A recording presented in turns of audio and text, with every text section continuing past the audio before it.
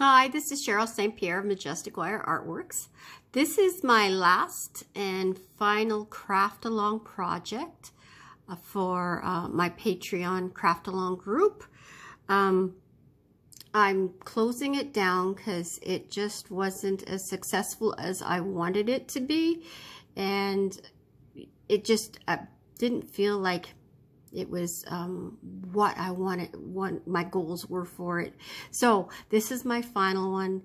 I thank you, Craft Along Group, for joining me with this. And I'm also going to make this my first, this is an experiment as well, my first contest video. So what I'm going to do is this video will be released. I've made it in December 2020, but it will be publicly released in February 2021. And what I am going to do is, for the contest of giving these earrings away, you need to write in the comments, of course, you know, your regular comment that you would, but at the end of your comment, write what country you're from, because I'm not sure what all countries I can ship to, but I know I can do Canada and US and the UK and Australia. I've never tried shipping to Mexico, but I'm gonna include Mexico in this as well. And yeah, so all the people from those countries, feel free to enter the contest. Tell me what country you live in. Then I will give everybody in my comment back a number, and I will take a number generator and pick that number for the winner, and that person will win this pair of earrings, and I will ship it to you at my expense. And I am going to close out the contest. So it's going to be released mid-February, let's say by March 15th. So the deadline is March 15th, approximately in there. When I get to it, I may not get the exact date, but who all have entered prior to my announcement. And I will state I will actually put into my description, contest closed, so that you know that it's no longer there. But yeah, that should give you a month to see that at this point.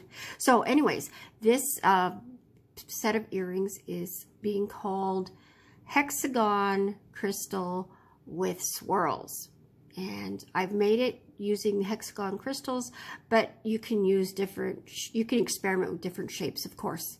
Okay, so now, good luck with the contest. And also, check out my bookmarks and my Etsy site.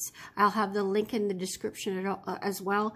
If you want to do a one-time help out for me, I would love you to purchase a bookmark to give me that support.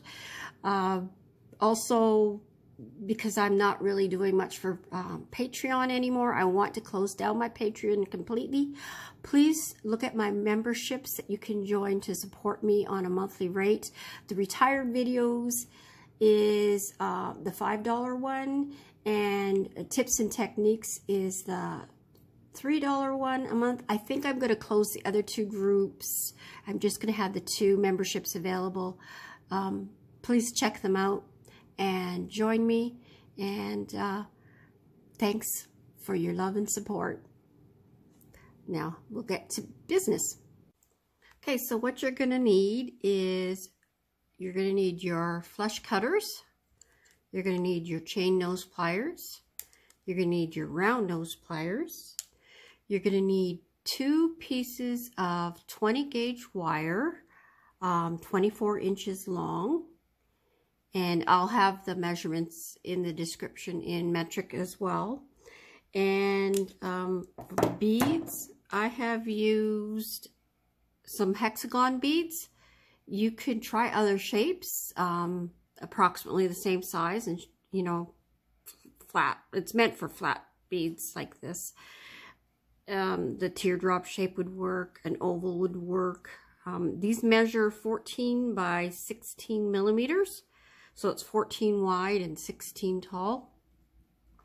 You're going to need 2 4mm bicones that you would like to accent your crystals or gemstones, whatever you need that way. And you're going to need your wires of choice. Okay, so I want you to take your 2 pieces of 24-inch lengths of 20 gauge wire, and I want you to bend them at 11 inches. And now I've already made my loops and wraps ahead of time because it kept hitting the camera and because the wire was so long. So I'm going to demonstrate the loop with a shorter piece of wire. So we're going to pretend that this is a 24-inch piece of wire, and it's actually only about 8 inches. So I'm going to bend it at about 2 inches. It doesn't really matter, it's just for demonstration purposes. So we're going to bend it like that. So this would be the 11-inch part, and this would be the 23-inch part. And the 2-inch difference is just the length of wire it takes to make the loop and 9 wraps. So it's gonna have 9 wraps. So now I'm gonna demonstrate it. And for both earrings, even though we're mirroring, we're making just a proper loop, just the forward loop. It doesn't affect the mirroring, so that makes it easy. So I'm going to demonstrate it. So I've got the 11-inch part down here, and I've got the 23-inch going back, and I'm wrapping around where I want the hanging loop, the size that you want your hanging loop. And you're going to go like this, and you're making an eye loop. Okay, so that actually is a little bit further back, over exaggerated, and there, I fixed it. So you want it nice looking, and now we're going to wrap it 9 times. Now this is going to be hidden, so I mean it doesn't have to look great, but we want it to have strength and stability. So we want it to look,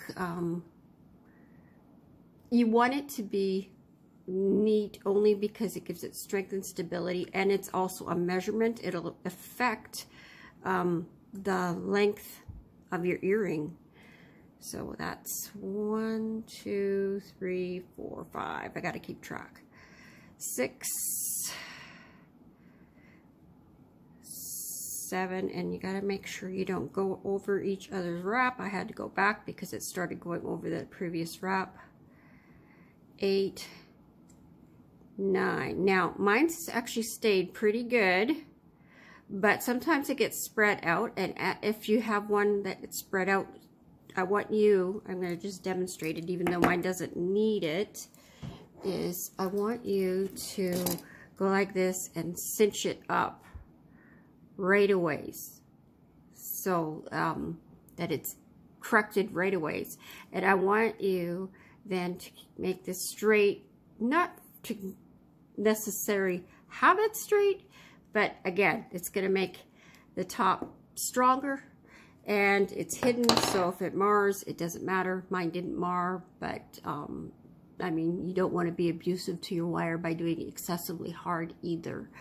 Okay, there, that's the demonstration. So it looks like 1, 2, 3, 4, 5, 6, 7, 8, 9. It looks like 10 wraps, but it's actually 9. Okay, so there, that part's done. So the next step, and we're going to be doing hand in hand, side by side, the 2 earrings. I want you then to take, they're both looking this way, they're both having 1 wire like that. That doesn't matter. We're going to put the bead on the bottom, this straight part. You're going to put your large crystal rather.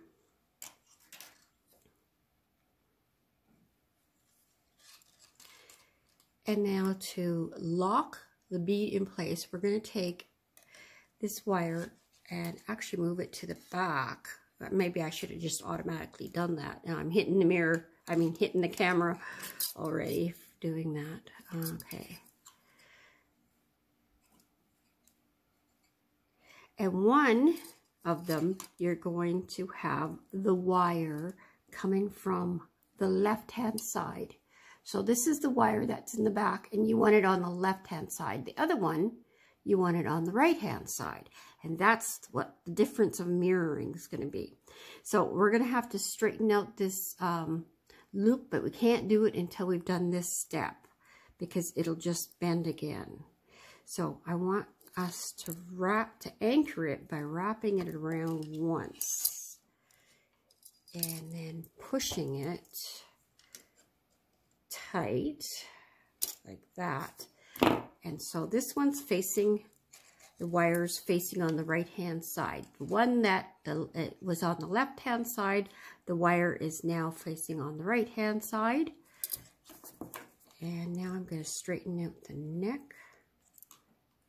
and flatten the loop so that the earring sits right. It might bend again in the future. We'll wait and see. We'll fix it as we go. Okay, so that one's done. And I'm just going to take this one and move it to the back like that. Okay, it's awkward because they're so long and the camera has very limited space. So now I'm putting the bead on.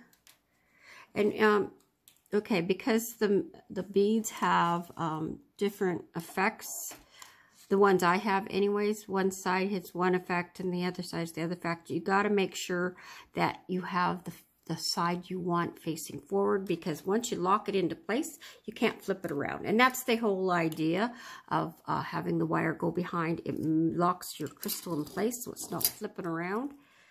I like to do that most of the times with my work.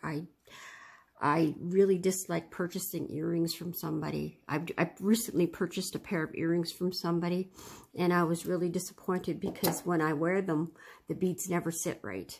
I find it very frustrating. So I always try to make sure that they're locked. It's not always possible, but I try. Okay, so this one's facing the left, and now I'm going to straighten the neck again because it got bent again. Flatten that out. Okay. And I didn't cinch it up like that, but it really didn't need it. Okay, so now we're going to make this wire that's going straight down go the same direction that the other wire is. So we're going to bend it like that. Okay, and we will do the other one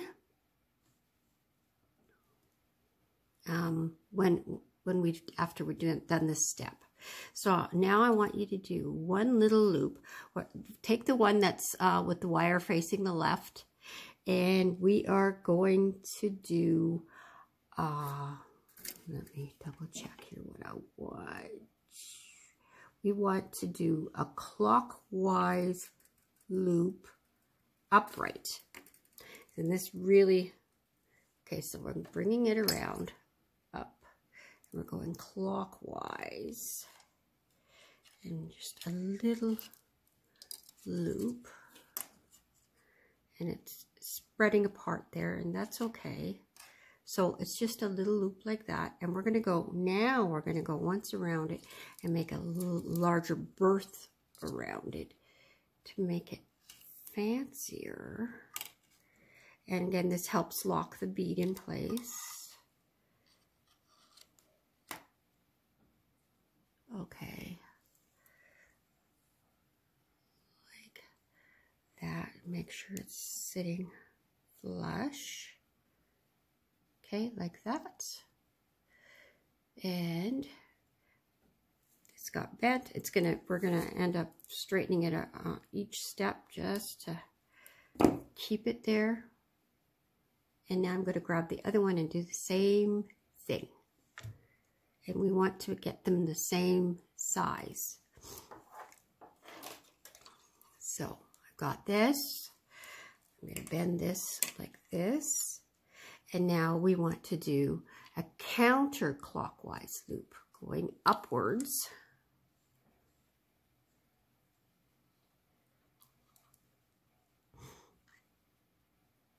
Okay, so I've got that little loop, and now I'm going to accent around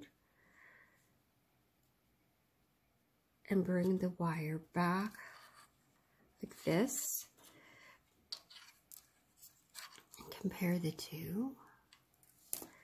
So my wires are hitting my camera stand.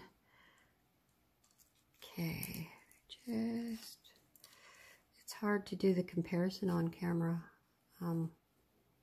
This one's got a little bit more airspace. It's a little bit looser. I'm going to tighten that up a little bit. I actually like the looser look better, but it's easier to tighten one than it is to loosen the other. I'm going to try, though. There. Okay, so that looks pretty good. There. Okay, so the next step is, I've got the one with wire on the right hand side. We did a counterclockwise swirl there. Now we want to take this wire and go up a little bit at an angle like that. And now we want to do the opposite kind of loop. This was counterclockwise. Now we want to do the same size of the inner loop, countering it. So this was counter, so now we want clockwise. And we want it to be essentially level with the center. So we're going to go in a line. That's why we're angled, is we're going to go in a line over here. We want a little bit of distance. So say it's coming at this corner here. That would be, you want me to measure that for you? I will measure that, where, just for those that feel they need that. It's about 3 millimeters. Okay, and I'm banging the camera. Okay, so I've got my thumb there to guide that loop a little bit.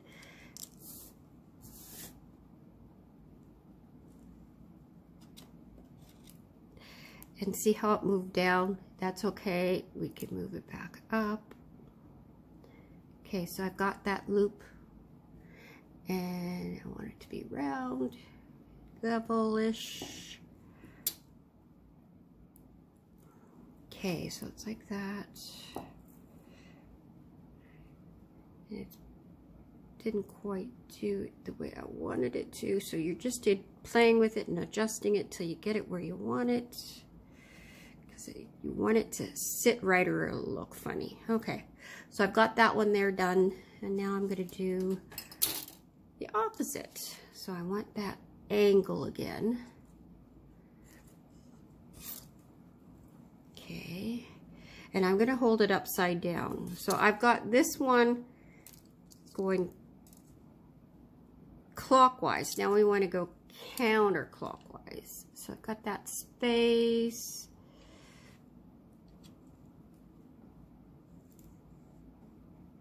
And of course it moves on you, so you do your adjustments.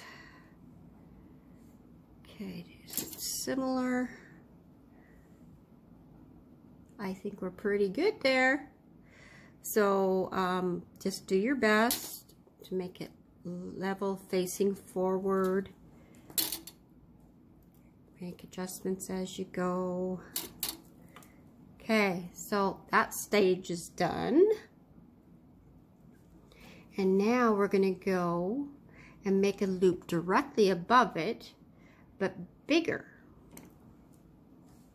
So the loops will be the same direction. So this one with it to the wire to the left, is going counterclockwise, and we're going to make another one counterclockwise, but a larger loop sitting above. So I'm holding it upside down because I'm right-handed, and whoops, I'm going to have that. I'm holding my finger there because we want it to be larger, so I don't want to make a sharp bend.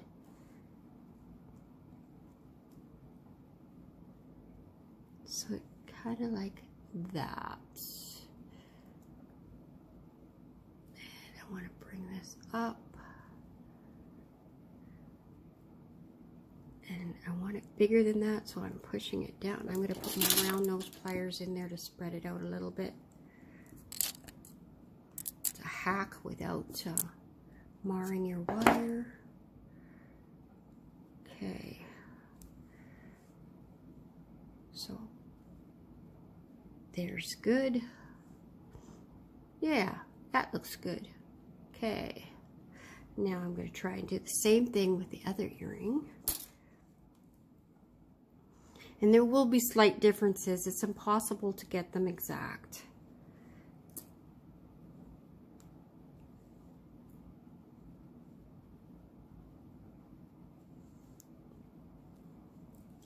Now I'm checking out size. Okay, so this is the size I really wanted. I'm going to see if I can make this one a little bit larger.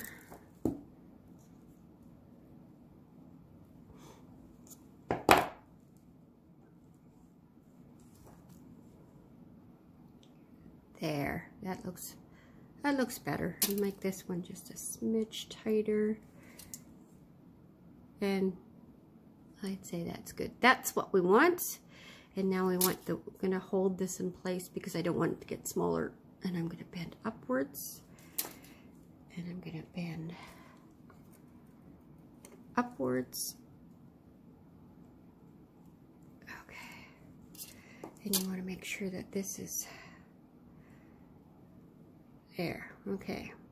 So now we're gonna put the bicone in. So I want you to take the outermost wire, which is this one, and put the bicone on there.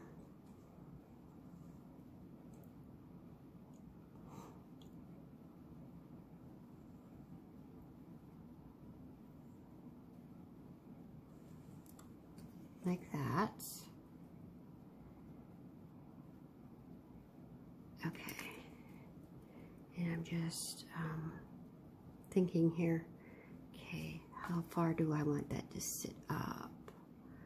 Okay, we want to make a loop wrapping around it above this. So you want to make sure you have space for both wires underneath without covering this loop. So I'm pushing it to give it enough space like that, and then I'm taking the wire that's holding the bead, and whoops, it moved on me. So you want that space for the two wires, but you don't want too much space or too little. Okay, and wrap around the bead like that, and then we're heading that wire towards that point right there. That's where we're making it aim at. And then we're going to take the other wire, and we want to make an exaggerated loop. We want some airiness to this. Exaggerated by large is what I mean. See, I'm putting some airspace in there, nice and loose, and then we match up at the bottom. So I want it like that. Nice air. And then we're going to mirror that wire, meet up, and then they're both there. And they'll see, isn't that a lovely look? Yeah. Now I'm just going to push this in a little bit. I wanted that closer, this closer to the bead. Okay, like that. So it looks like that. Okay, so it's not at the top yet, and that's okay. We need that space for putting in the other wire work. Okay, So now I'm going to do the same thing, but reversed with the other earring, not ear wire. So I'm taking the outer wire, putting the bead on it.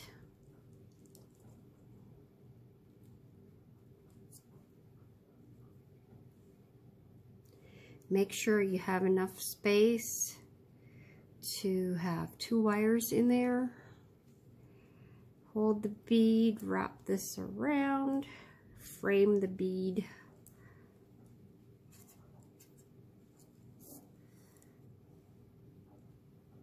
Okay, and now do the exaggerated and try to do the same kind of exaggeration that the other earring had. Get this out of here. And I just want to make sure I've got about the same, and I think I do.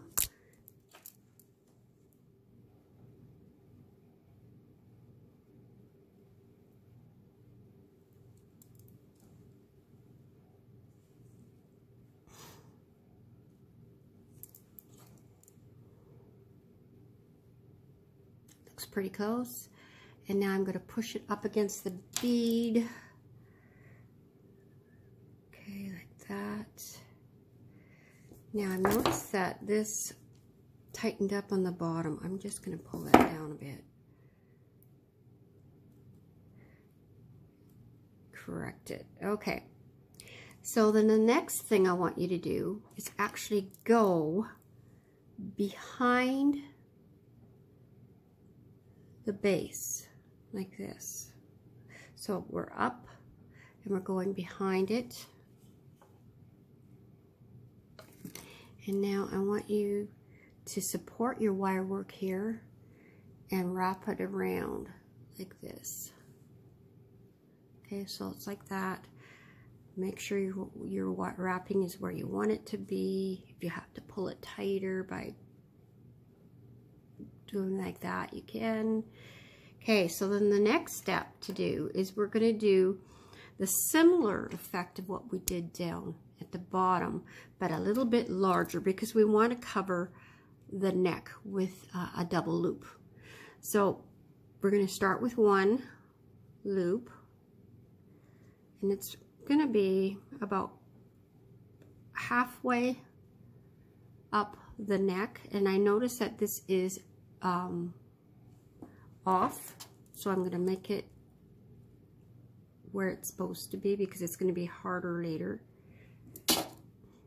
Okay, and now I'm going to do the exaggerated loop around it, and this time we want it to go right underneath that loop. And if there's airspace in between, that's okay.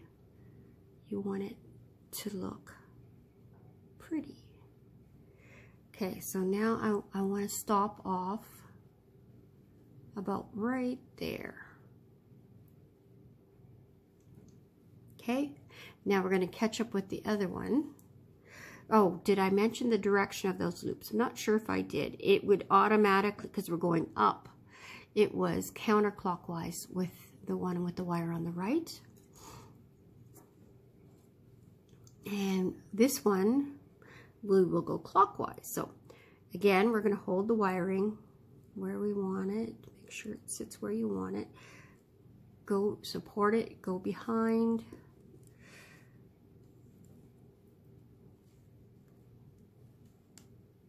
And make sure it's all positioned right. Okay, and now I'm going to do clockwise, loop halfway up. And then the next loop at the base of that hanging loop. And have it go like this. Now, the next step, and I'm not going to show you, I'm going to pause while I do it, is I want you to snip off the wires. This top one at 10 millimeters and the bottom one at 15 millimeters in length. Okay, so I've snipped them off, And where I've measured from is right from where it touches, that touching point where it touches the loop there. See, they're both sitting, well, slightly different angles. It should have been the same angle to make it really accurate, but it's minute, the amount of difference. Okay, so the next thing I want you to do is either, whichever your preference, your round nose pliers, your chain nose pliers. I like my chain nose pliers because they grip better, but other people prefer their round nose pliers. I want you to make a fairly large loop at the end to close off the end, finish the end. Okay, so not too large, but large. And then I want it to have a little bit of roundness to it. Okay, roundness in here, I mean. And then I want you to do the same thing with your second wire. Same size of loop. Oops.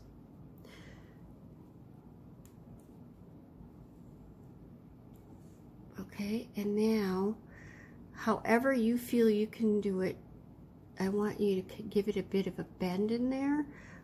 And I find tension usually is the safest way to do that.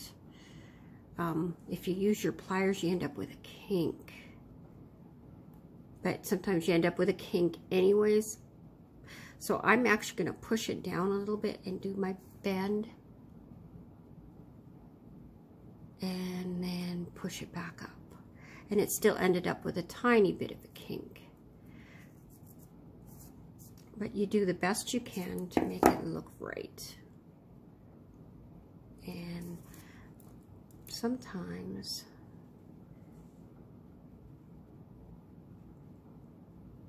you can push the kink out. Okay, so it has, and now I'm just gonna fluctuate everything so it sits right. And the space is all filled up in there. And there, that one's ready to hang on its ear wire. And now I'm going to do the same thing, but in reverse with the other one.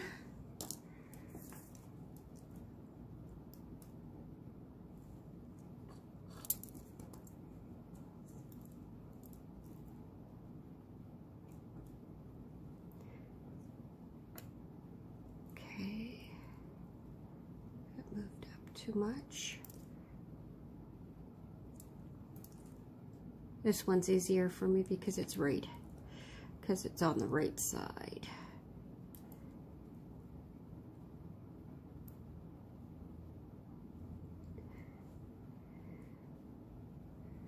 Okay, match those up a little bit. Push them in place. Now they don't snag on anything, so they don't get pulled away, because all that curve and that curve protect them. They're quite safe in there. And there they are, ready for ear wires. And I'm going to put the ear wires on and be right back. Okay, so I've got the ear wires on. So the next step is to make sure that they hang facing forward. And that adjustment is to make sure that this is flat and level.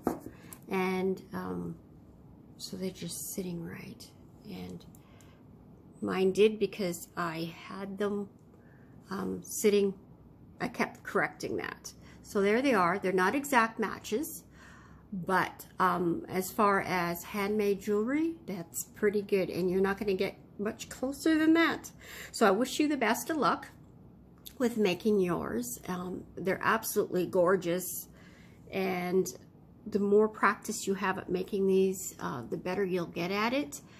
This is my second pair of these. The first pair was just trying to get the placement is what I was trying to do, and so they didn't, because I was doing them one at a time, they didn't turn out. So it's crucial that you make them together, or else they don't turn out. So the other ones didn't turn out, and that's why I'm showing you these ones, but I was looking at my reference on the side as to what I wanted, and that's how I did it for this tutorial. So I want to thank you for joining me and staying till the end with me. Please leave a comment. I'm thinking of making a contest with these earrings, and yeah, it'll be in the beginning because I'll be doing the beginning part right after I do this one and splice the two together. Okay, so God bless. Take care of yourselves, and we'll see you in the next one.